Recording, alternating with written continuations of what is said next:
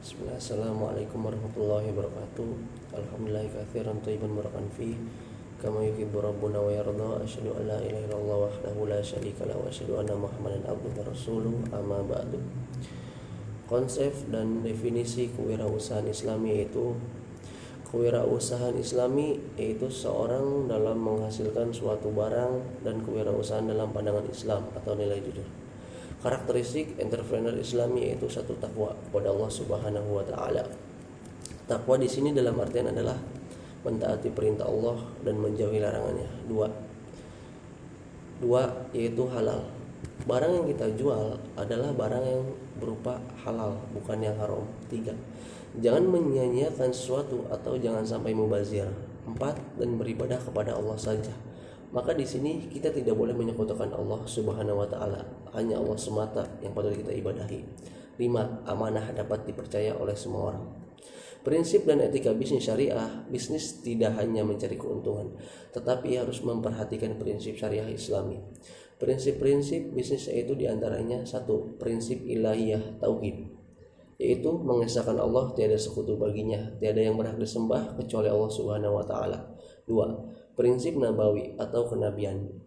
Nabi sebagai pemandunya, contoh perbuatan, sikap, sifat, dan Nabi Muhammad SAW patut ditauladani oleh umatnya, yaitu mempunyai sifat yang mulia, sidik, amanah, tabligh, dan fatonah. 3. Prinsip adiliyah atau keadilan, prinsip bisnis yang menyandarkan kepada nilai keadilan. 4. Prinsip ta'awun, yaitu saling tolong-menolong dalam kebaikan. Anas bin Malik radhiyallahu an meriwayatkan hadis. Suatu hari salah satu sahabat Ansor pernah datang ke hadapan Rasulullah SAW untuk meminta sesuatu. Rasulullah SAW bertanya, apakah di rumahmu benar-benar tidak ada apapun? Lalu ia menjawab, wahai Rasulullah, di rumahku hanya ada kantong kain terpal. Satu bagian saya pakai, satu bagian lagi saya bentangkan untuk tidur. Selain itu, hanya ada sebuah gelas yang saya pakai untuk minum. Rasulullah SAW pun menjawab, bawalah kedua barang itu padaku. Orang Ansor itu pun membawa barangnya ke hadapan Rasulullah SAW. Kemudian Rasulullah SAW mengambil barang itu dan mengumumkannya, siapa yang akan membeli barang-barang ini kepada kaum muslimin? Salah seorang sahabat menjawab, aku akan membeli keduanya seharga 1 dirham. Lalu Rasulullah SAW bertanya dan menawarkan kembali, siapa yang mau membelinya seharga 2 dirham? Akhirnya salah seorang sahabat berkata, aku akan membelinya seharga 2 dirham ya Rasulullah. Rasulullah menjual barang-barang tersebut kepadanya, kemudian beliau memberikan uang dirham itu kepada orang Ansor tadi. Belilah makanan dengan 1 dirham dan beri makanlah keluargamu. 1 dirham lagi belikanlah kapak dan bawalah kapak itu padaku, ucap Rasulullah SAW. Orang Ansor itu kemudian membeli kapak dan membawanya ke hadapan Rasulullah SAW.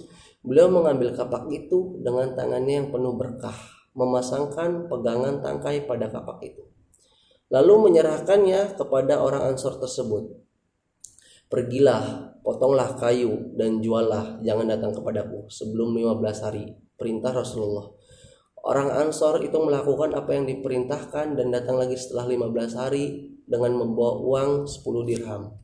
Dengan uang itu kemudian ia membeli pakaian dan makanan.